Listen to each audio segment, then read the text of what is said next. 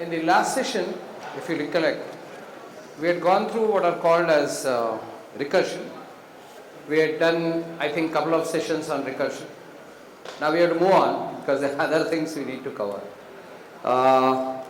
So today what we'll do is we'll take yet another topic, how to deal with files. It's pretty easy.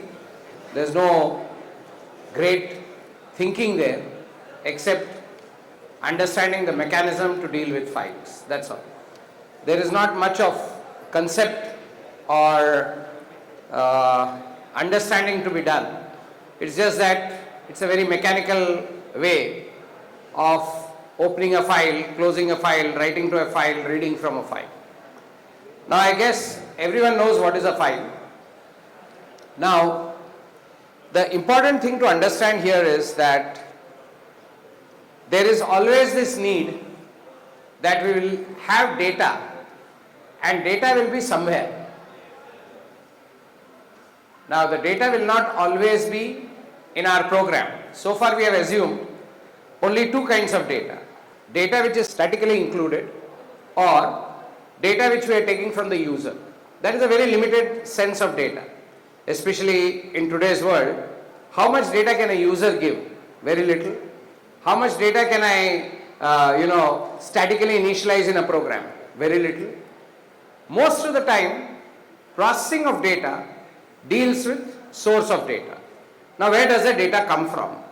Well, data gets collected in today's world. Data also gets annotated. Annotated means labeled. Saying, you do sometimes inadvertent labeling of data. When you're trying to do something in Google and Google shows you a page in which it says recognize where the bus is. It shows you 8 images and tells you label everything where there is a bus. That's how data is garnered or captured and labeled. So today we deal with data in a very different way than when C was created. In C, the data used to be essentially kept in files. Even today data is kept in files, but today we have several options of storing data and dealing with data. So much so that the treatment that we are going to do is very primitive. It needs to be understood, but you have to see it in the context of the larger picture. Remember, C was created when the quantum of data used to be very small. Today we have big data where we have you people will have to deal with terabytes of data or even more, petabytes of data. That situation didn't exist because data didn't exist. And so this kind of very primitive way of dealing with files, which you will see, is there. So I'll take you to Geek for Geeks, so to reduce the wasting of time. Because I don't want to show you how to open a file as if it's a gospel truth or some deep secret, right? So please open Geek for Geeks. You can also open. And we'll just say files in C, Geek for Geeks. Yeah. So basics of file handling in C. So let's start. All of you are here. We are going to just look at what is this and then try it out in a program and see how it works. Okay. So yeah. So okay. Why don't I just show you a program first? You will most probably understand it straight away. Okay. Let's start with this. These are some of the declarations that you need. Okay. Before you can deal with a file, file can be anything. It can be a text file, it can be a binary file, it can be any kind of file. Achha, all of you know what is a file, no? File is a piece of memory lying on your hard disk. It's a disk-based memory. So in order to manage your disk well, you organize your disk into files. Files are sitting in directories. Directories may be sitting in other directories, and a group of directories may be sitting on a particular hard disk. So from a hard disk, we get to directories, subdirectories or files. So that is the hierarchy. Very simple to understand. And by now, if you have grown up in Hyderabad or anywhere in civilized world, you know what files are. Okay. So we start with the first line. So I am on line 11. So before you start doing anything with file, you say file star. You don't normally say file pointer like a big variable. You say FP. FP is file pointer. He is calling it with the big name. He is using a big variable name. So file star FP. Now, what is this file and what is this FP? Okay. File is a predefined data type, because when you open a file on a hard disk and you are trying to read data from the file, several things regarding the file has to be opened, has to be remembered, like where on the disk the file sits. So somewhere on the disk the file is there. So where is it? What is the physical address of this file on the disk? Then what is the size of this file? Then where are you currently reading or writing in the file? All this has to be remembered somewhere. So they have given you a nice cute data structure called file, which is a struct internally. But it's not a struct created by us, it's a struct created by the C library itself. So that struct is called file, the uppercase file which you see. And what am I doing there? So it's some struct which is typedef as file. So we'll later see what is typedef. So file star FP. I need this absolutely.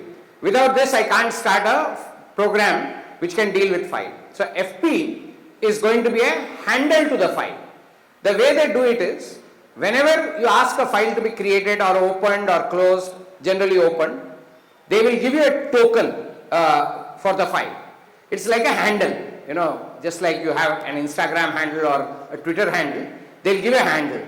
So whatever you want to do with that file, you work on this handle. So this file pointer is like a handle to a file.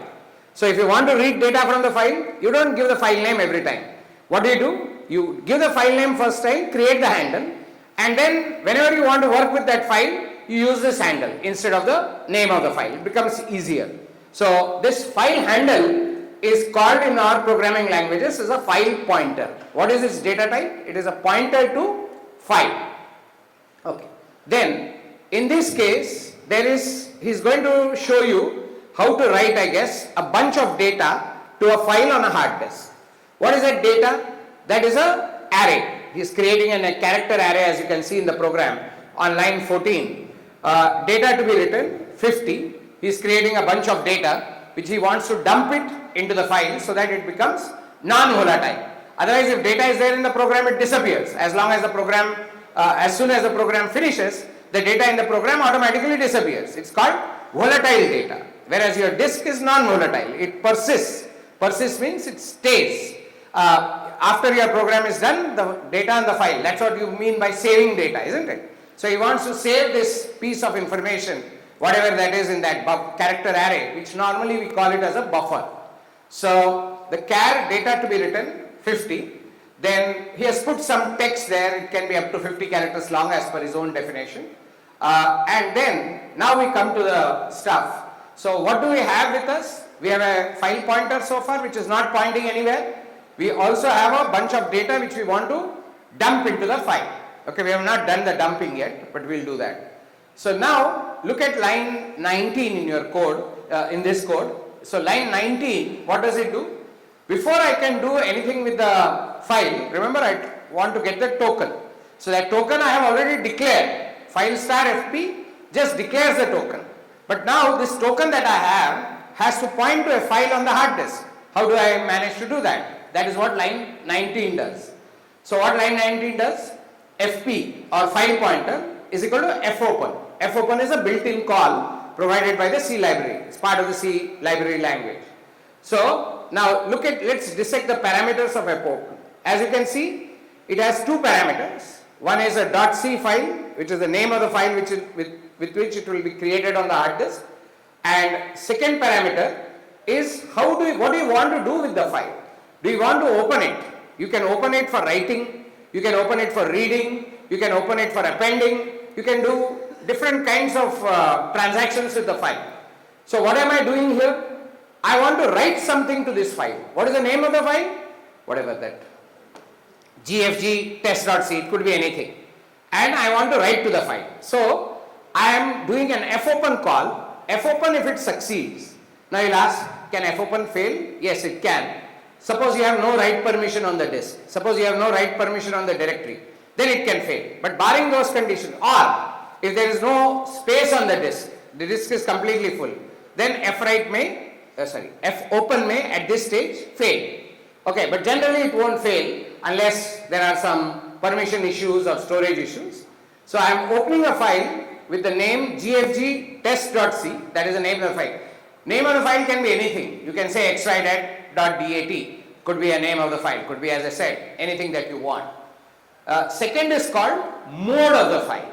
So write means I want to open the file in write mode. That is, I want to open the file for writing. It's obvious, W can't mean reading, right? It has to mean writing only. So we can open the file. Now, assuming that, now he is doing the safe programming.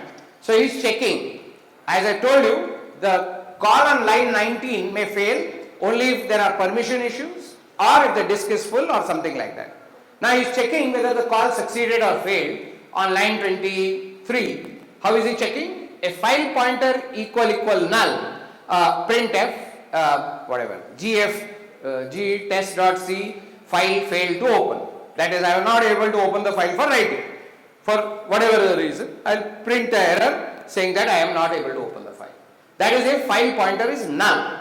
Now, if file pointer is not null, that means I got a proper data structure, I was able to open the file, and from now on, for anything to do with the file, I can use this file pointer, which we call FP.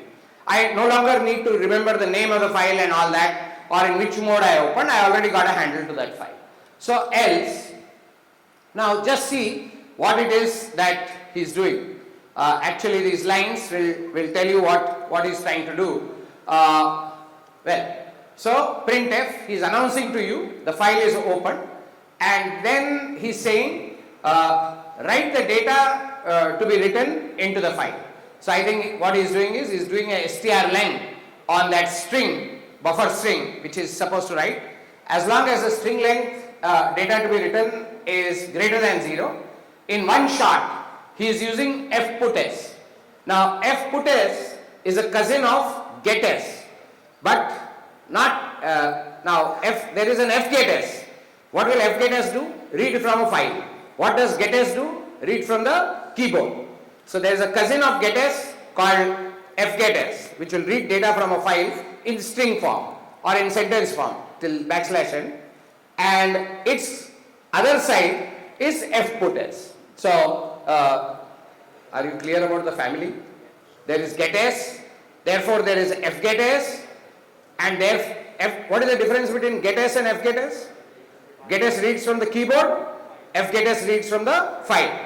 So there is a puts and there is an fputs. So what does fputs do? Put data into a file. Okay. So fputs, data to be written and file pointer. See, that is the line 37, which is the crucial line. So what is that line doing? You see, fputs takes two parameters. What are the two parameters? First is pointer to the data which is written, or the array. Array is the pointer. So you see, the first parameter of fputs is taking the data to be written to the file data to be written, which is the buffer, or which is the array of characters to be written. And second is, where should it put the data? It's an fputs, so it's not going to put the data on the screen, it's going to put the data on the file. So where? File pointer. Now for this to work, file pointer should already be a token, valid token. What do you mean by valid token? That is, it should point to a file which is available for writing. It should be a handle to a file which is available for writing. So then in the next line, on line 38, what do? After the data is written, we are writing a new line, so as to terminate the paragraph properly. And then that is all we are doing. The only check we are doing is that there is enough data to be written. We are just checking once whether data to be written has a non-zero length. And then on line 42, what are we doing? We are done with this file, we are closing it, right? So it is a good habit to close all the files that you have opened before you exit the program. So you open one file, you got a handle, Now you tell the handle I am done with you and I am closing you. So lot of programmers forget to do this, and when they forget to do this, they are risking trouble because there is only a limited number of file handles which can be opened at any given time. So if you cross that, your program will refuse to open more files, and then you will discover, or sometimes you will not even discover, that there is a problem. Okay, so it's always a good habit, simple logic, that whenever I open a file, when I am done using that file, just do fclose. Fclose with the same file handle that you got while opening the file. So, and we are announcing that data successfully written in GFG test and printf, the file is now closed. Now, which are the calls that I used in order to deal with the file? How many function calls did I use directly to deal with file? First I used file star fp or file pointer. I created the file pointer. This is just declaring. It doesn't point anywhere. Then what did I do? I said fp is equal to fopen. Fopen takes how many parameters? 2. One is the name of the file that you want to open, which I said can be anything. And the second is the mode in which you want to open the file. Do you want to open it for reading, writing, what? In this case, it is writing. Then in response to fopen, he will give you a valid token, which is your file pointer. From now on, whatever you do with file pointer goes to the file or comes from the file if you are reading. So then you use the file pointer, then you already have a buffer. You check whether that buffer has non-zero length, but that is obvious, you created it, so it's non-zero length. Then what do? Use a single call, in this case fputs. What are the parameters fputs takes? Again 2. The buffer, the area of memory that you want to write, or a pointer to the memory that you want to write. Second parameter is what? The file pointer, the handle to the file. So you do that. Once you are done with that, you can do fputs n number of times to put more and more data into a file. And then when you say you are done with it, you say fclose. That's good habit, to close a file before coming out, and then you say something and return 0. Return 0 is basically because you wrote int main. So this is our basic dealing with files. Are we clear? The only concept, if at all I want to think, is that there is a file pointer and you need to assign it to an fopen call, and then you have to use the right function, fputs, fgets, whatever. In this case fputs, to put data into the file, to send data to the file. And where does file reside? On your hard disk normally. But in today's world, all data may not reside on the hard disk, right? You can send data across the network. Like when you are writing right now, when you are creating a program, in response to your program, a file is being created, but it's not getting created on your laptop, obviously, it is getting created on Amazon, right? So the file can be created across the network. The file need not always be created on your hard disk, but more often than not, you will create files on your hard disk also. Okay, so I think that is a very small introduction. I don't know whether it looks like there is some more program there. Yeah. Now let's look at the reading side of the program. It is just a lateral inversion. If you understand how to write, you understand how to read. I think he is going to read the same data from the file and show it to you. So yeah, so we will do the same thing. Let's just walk through the program because it's the first time that we are seeing reading and writing. Now he is creating again another program, file star fp, that file pointer. Then he is creating a buffer of memory where he wants the data to come. Okay, now he has written something to the file. Now he wants to retrieve data from the file and put it here. So he has created an array for reading the data, however big the array may be. So he created that array. So please put line numbers. Yeah, so now we are on line 18. Now you can see the other side, the counterpart. So how do I open a file for reading? Same story. What do I say? That old file pointer is gone, huh? Because you closed it. When it is closed, you can't use it again. So your fresh file pointer. So look at line 18. File pointer is equal to fopen. If you want to read from the same file, give the same name of the file. And which mode do you want to open the file? Which mode you want in this case? I want to open the file for reading. Okay. So, and now what am I doing? As usual, that check, if the file is not there, can you open it for reading? Obviously you can't. What will you read if the file doesn't exist? So in that case, you will get a null pointer. That is, file pointer will point to null, because you can't read from a file which doesn't exist. But so if file pointer equal null, you say fail to open or something else. That means I was successfully able to open the file. Now my FP is a handle to read data from the file, not write data, read data. How will I use it? Now I used putS to put data into the file. Yeah, just now we did that. Now we'll use fgetS to read data from the file. Okay, so how do I read data from the file? So you see there, while fgetS, data to be read. Now fputS took two parameters. fgetS takes 3. What are the parameters fputS took? The buffer which you want to send to the file and file pointer, which indicates which file it has to go to. fgetS takes 3 parameters. The buffer in which you want to read the data, that comes first. Are you with me? Then the second parameter is what is the max data you can read, because the buffer is allocated only that much. You have to tell the system, I can read only this much, because my buffer is only this much. The buffer cannot tell how much it is. So you have to tell through that separate parameter, which is the size of data you can read. Okay, you can't read more than this. In one fgetS, you can read only 50 bytes of data, that is max. Okay. If it is smaller than that, no problem, but if it is bigger than that, only 50 will come into that buffer. Okay, understood? Makes common sense. So fgetS, first is the buffer. Buffer means the character array in which you want to read the data. Second parameter is the size, max size, not size, max size of the data. Third obviously is your file pointer. So I hope you understood the difference between fputS and fgetS. fputS, 2 parameters only, data that you want to write and file pointer. fgetS, 3 parameters. First, where do you want to read the data? Second, the biggest chunk you can read at one go, whatever that chunk may be. That obviously depends on the size of the buffer that you have. If you have a buffer only 50, you can't say I can read 100 bytes at one go. You cannot, because you have only that much memory to read. So data to be read 50, file pointer. If it fails, we will say it will give a null. If it is not equal to null, that means I read the data successfully. Then what he is doing? He is printing using a string, because that data to be read has gone in string form.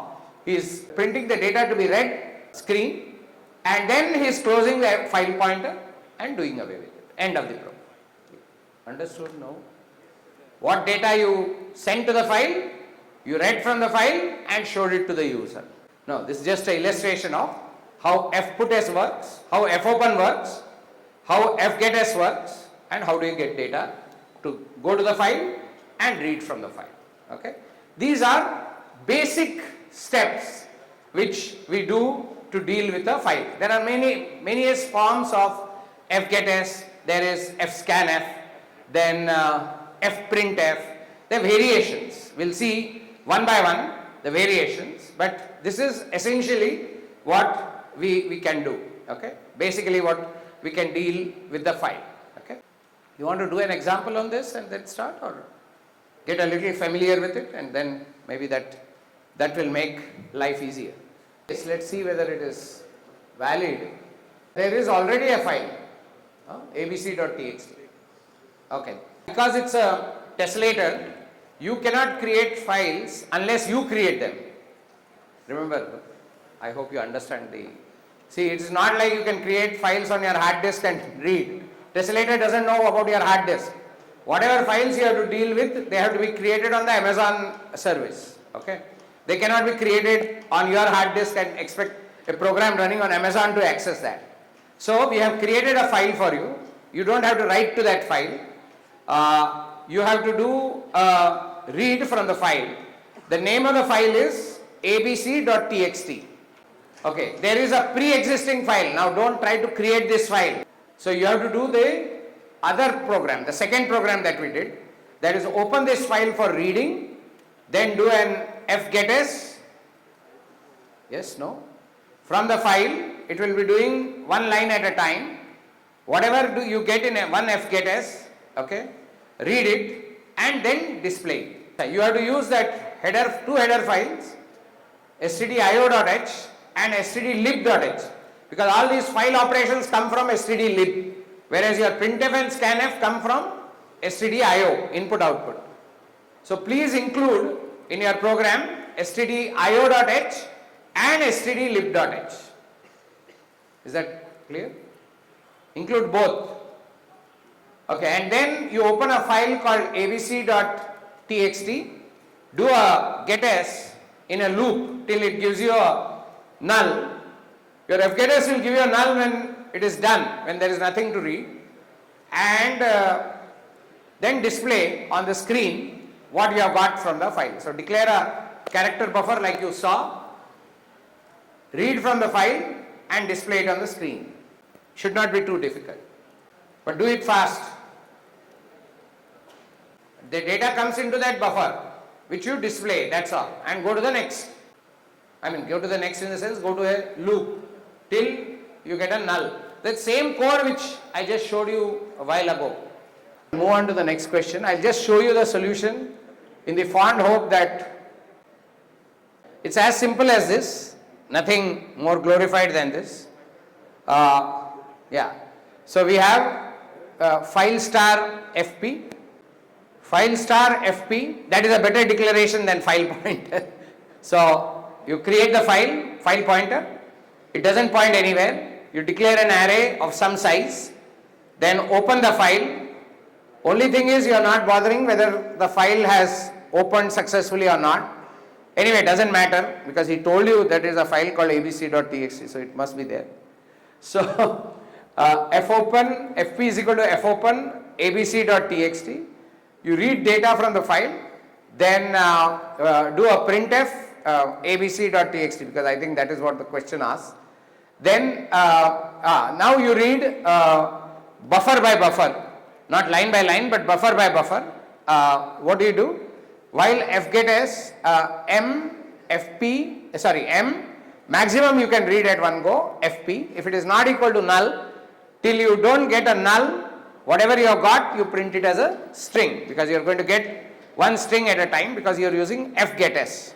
Okay, it will get string after string from the input, get the data, and then printf percentage s m and f close fp.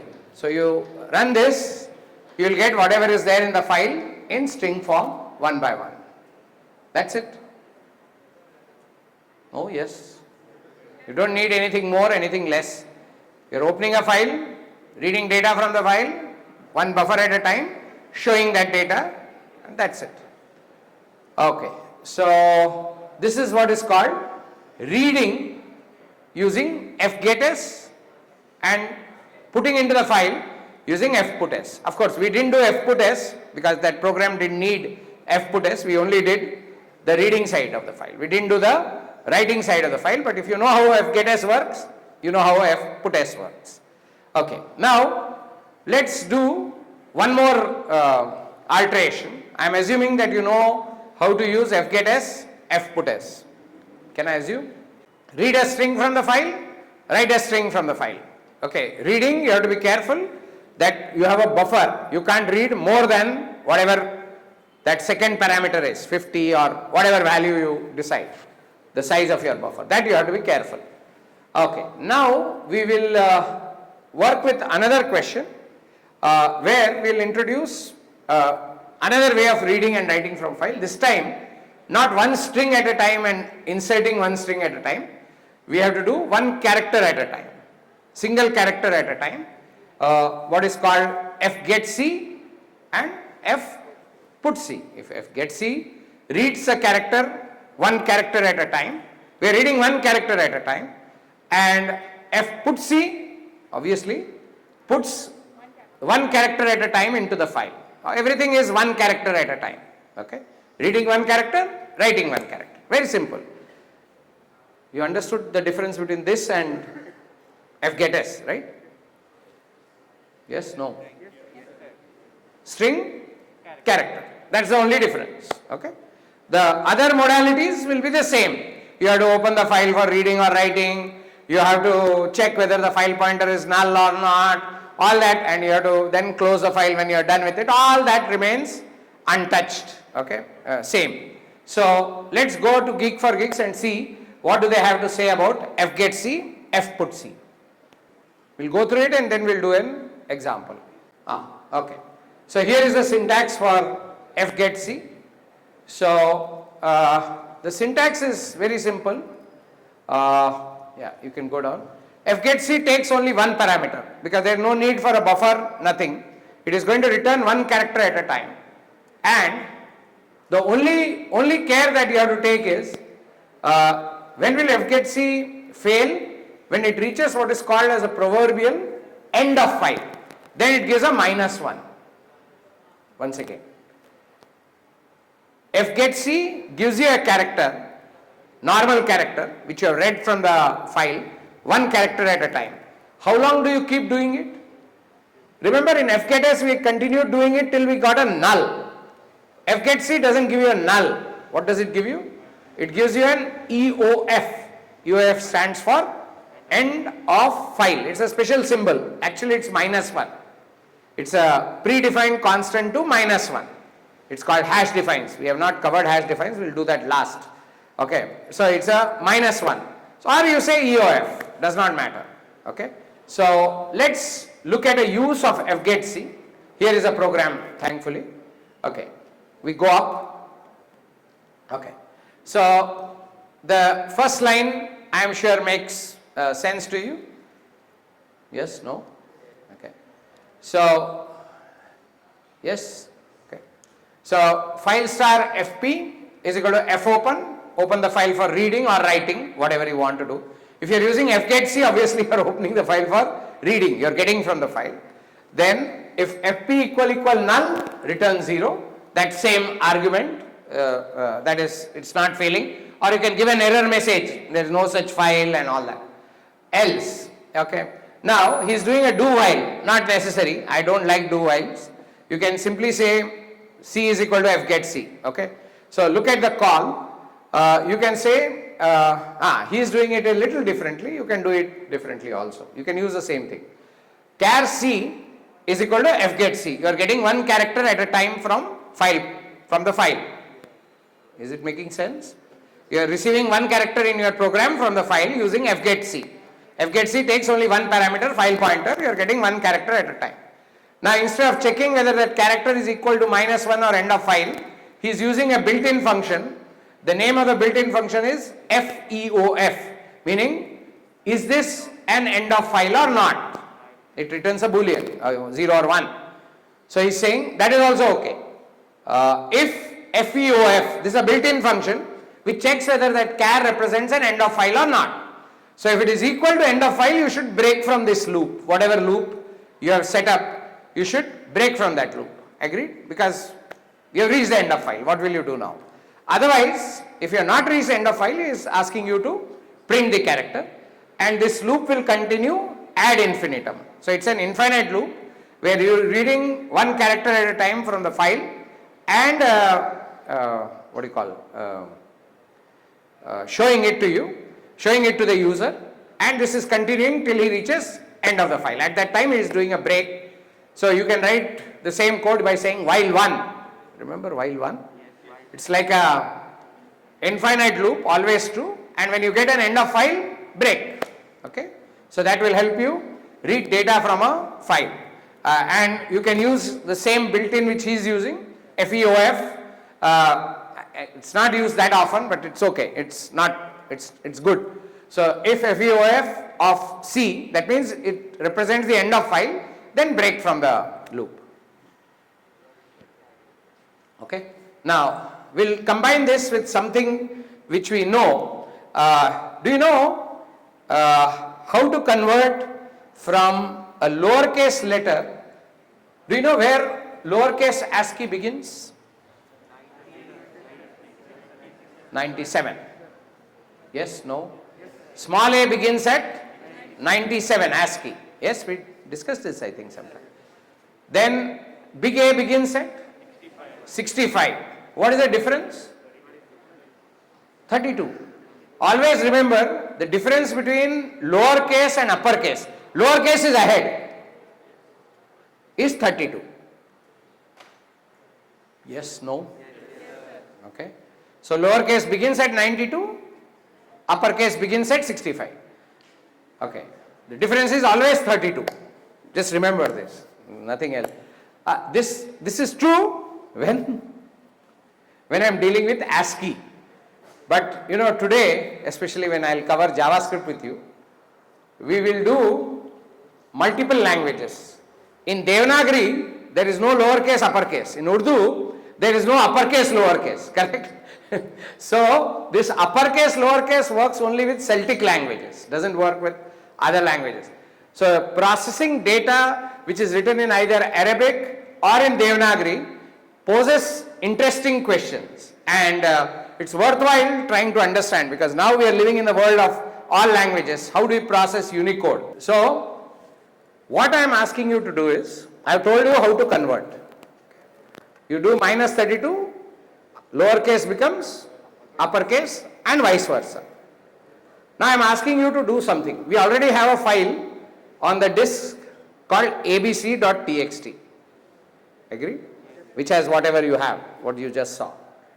Now, what I want you to do is read character by character from the file. Yes, no? Whatever it is, reverse the case, except blanks. Blanks, leave them as it is. So, only if it is uppercase letter, convert it into lowercase letter. Only if it is lowercase letter, convert it into uppercase letter. Just don't convert anything to anything. So, you know which range is lowercase. It starts at 97 and goes up to 122. 97 is A. If you add 25 to it, it becomes 122. Uppercase A starts at A, goes up to 90. So lowercase should get converted to uppercase from abc.txt and vice versa. No, yes. So we don't have a test case question, but we'll open a practice question. This will give you exposure to fgetC, not fputC. You can also use fputC to put it on the screen. But don't use fputC, because we are not putting into this, we are putting it on the screen, not in a file. FputC is to put data in a file. We are not doing that. We are doing fgetC only, right? So read data from abc.txt, convert lowercase to uppercase and show it to us. And we are done, just show us graded. Did everybody understand the question? Please remember, there is a file called abc.txt which you just used in the previous program. Use the same file, open it for reading, read data from the file and convert lowercase to uppercase and vice versa. Only lowercase, uppercase. Don't convert blanks. Blank is a blank, whether lowercase or uppercase. Or don't convert new line also. Okay, just wait a few minutes. We'll just create the file on Amazon. Please open Practice Lab 38. For a file abc.txt, we are yet to create this file. Write the code. By the time you are done writing the code, we would create the file. Okay, let's start writing. This is the file. So let's start writing the code. As you know, any of these programs, we have to start with stdlib.h and stdio.h. So what will we do first? What should we do first? We have to declare the file pointer, file star fp. Then what is the next line? fp is equal to fopen, open, whatever the name of the file in double quotes, and open it for reading. That also has to be in double quotes. Mode also has to be in double quotes. It has to be a string, though it's single character. We have to say it as a string. So read. So fp is equal to fopen, abc.txt, opened it for reading. Okay. Now normally at this stage you check whether fp is null or not. If it is null, then say that the file is not able to open, all that. I'll skip that, because that you know what to do. So now I'll declare a character above. Generally declare everything above. called char C. Okay, we'll declare a char C above, which will help us read character by character from the file. So, semicolon. Then I'll enter into an infinite loop because I don't know how many characters I am going to read. So I'll say while 1. Now I hope all of you know how to write an infinite loop. This is the easiest. While 1, that is always true till you break. The only way out is break. So while 1, what will you do now? You will get one character at a time from the file, examine that character, convert it if needed, and then continue. So char C is already declared. So C is equal to fget C, correct? Fget C gets you one character at a time. So fget C of fp, correct? Only one parameter to fget C. Fput C takes two parameters, the file pointer and the data. Fget C takes only one parameter. Fget C gets one character at a time. Now what do I do first? I check whether the character is a end of file or not. You know how to check. You say if, what function do you use? FEOF, right? If FEOF of C, that is, does C represent an end of file or not? That is what you check by saying if FEOF of C, that is, does that EOF means end of file. Does this character represent end of file? And F is always there because all file functions start with F. Okay, if FEOF C is true, okay, that means this C genuinely represents the end of the file, then I have nothing much to do. I just say break, correct? I will come out of the loop. I am done. Why should I do anything more? So I say break. Okay, is everybody clear about what I am doing on line 10, 11? I am reading character by character from the file using fget C of fp. All these parameters and functions are available on the Google. So you don't have to think a lot. Just say fget C parameters, you will get on Google in 1 minute.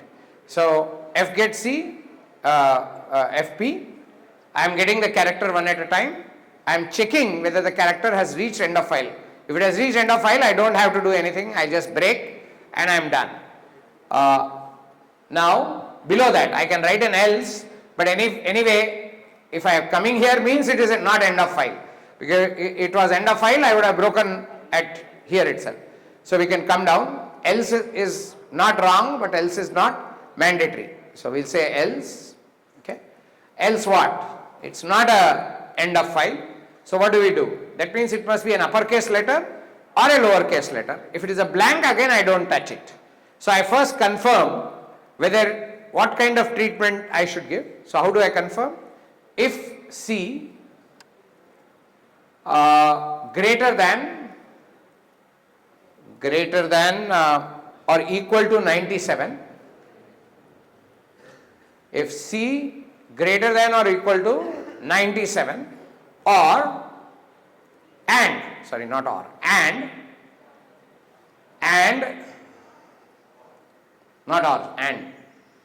C less than or equal to 122. Am I right? No, yes. If C is in this range, then we can use its upper and its lower. You can use the built-in, because I didn't talk about that built-in. Will not use that built-in, right? If C greater than or equal to 97 and C less than or equal to 122, that means C is in which range? Lowercase letter. C is some kind of lowercase letter. Then I should say printf percentage C, and against that comma, what should I do?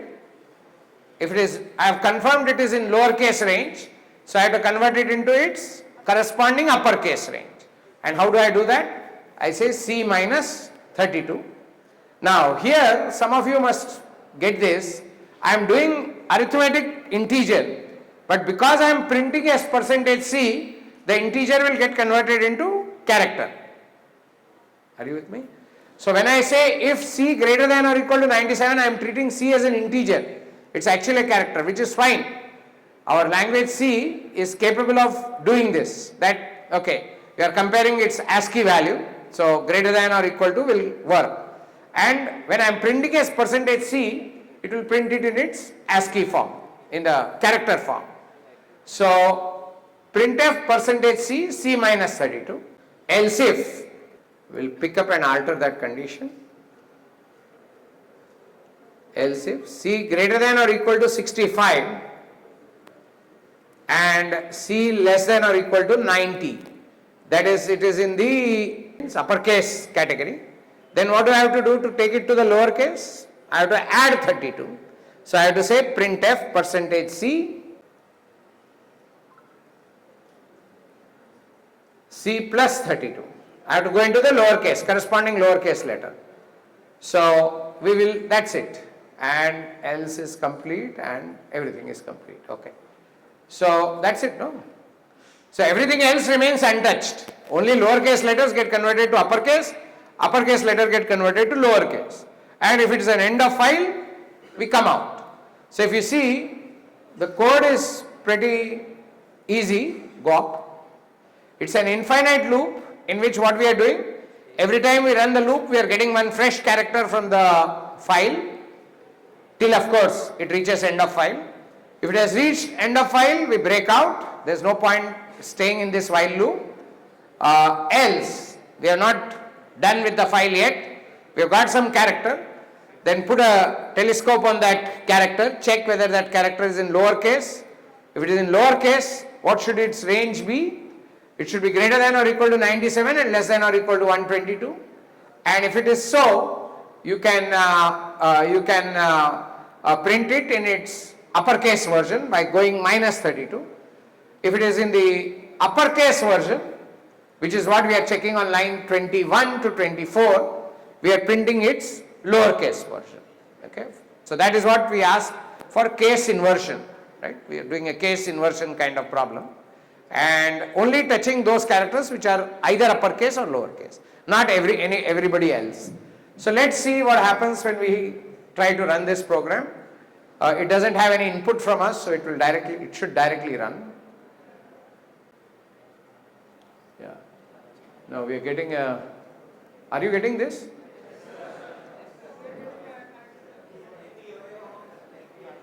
Huh? Line 11 we are getting. Oh, FEOF of FP. Oh, okay. Sorry. Yeah. Have I reached end of file? Okay. So it's a little different. Yeah. Spaces, why will they convert it? Else if we have to print the character as it is. Sorry. Yes.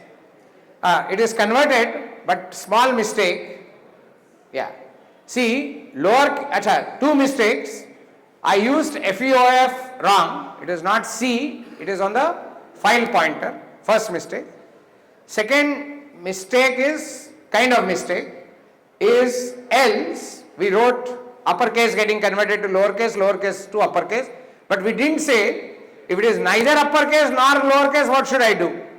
I should print it as it is. So we will correct that by writing a else there.